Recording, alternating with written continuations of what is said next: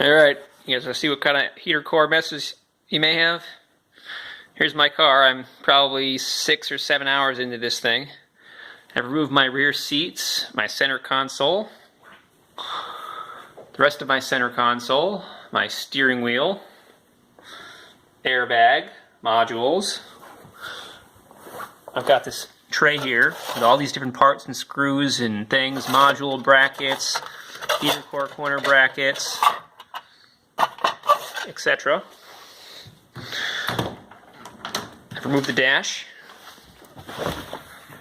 Here we have a whole bunch of connectors. Here's all of the general module and body module connectors. Here is the infamous stabilizer bar that is so inconveniently in front of everything. The heater core is out right now. That's the evaporator. But here's the big problem. I'm going to turn on my light so you can see this. So this is the passenger side module, which is a little bit, or passenger side servo. And just for giggles, I'm going to unhook the linkage. And what you can see here is when I move the linkage, it closes. And then there's also a, if you look in here,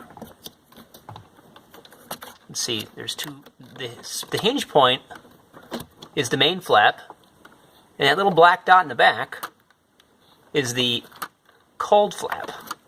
So you see this flap here, okay, but then also, which I can do because I have my phone here, you should be able to see this too, as I actuate the flap.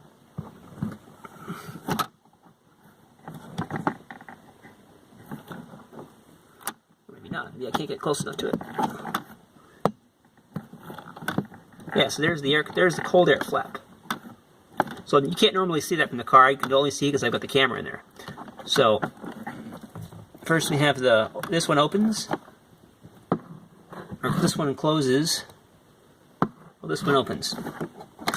Well, anyway, on this side, and it's really hard to see here because of these tubes and hoses, but here there's a linkage down here, and the yellow linkage is moving, but it's broken on this flap. There's also a little spot in the little black tab. I can actuate that, and I can operate the cold flap.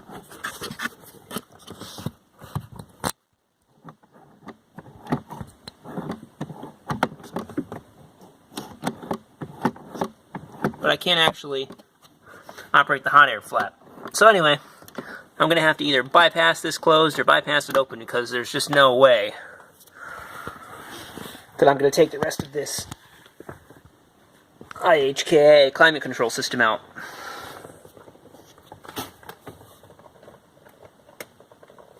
And for reference, there are probably about 6 or 8 of these. There's either 8 or 10 of these solenoids. There's these are the blender vents for blending cold air and hot air. This one here is for the floor vent, so this opens to allow floor heat. And also, you have a lot of these are stuck too. You know, I tried actuating a couple of them, and this one here, when I first removed it, was actually stuck pretty hard. So I don't imagine that the motor was actually doing anything useful. I'll go ahead and push it back in. Here's one back here for the defroster vent. Now what's missing here, it's part of the dashboard, is the vents the ducts that run air to the doors. Okay, so in the doors you have an upper one, which is the same as is connected to the defroster. So anytime your defroster's on, this vent is getting air, which is also defrosting your windows. And this one is tied to the center vent, you know, which is the only one that has hot and cold air. This is again the same vent that goes here. So what I might do is I might bypass this thing so that we always get cold air, and then on my exterior, you know, driver-facing module, or you know, driver-facing vents, then I'll have to manually close them. So I think I'll just force it to blow cold air, and then I could always just close it at the frontmost vent. And then if I want heat in the wintertime or something, then I think I'll just set it for defrost and floor, and that's probably going to be the simplest thing to do. But anyway, there's another one down here. I guess that's for the driver's side floor vent.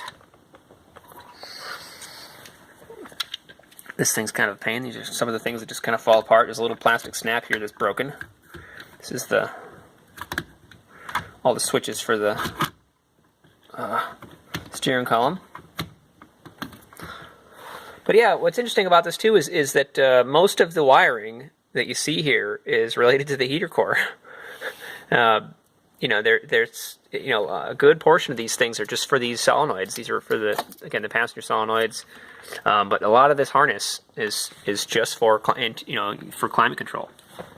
But there's at least 30 or 40 connections in here. Here's 3, 5, 7, 8, 9, 10, 15.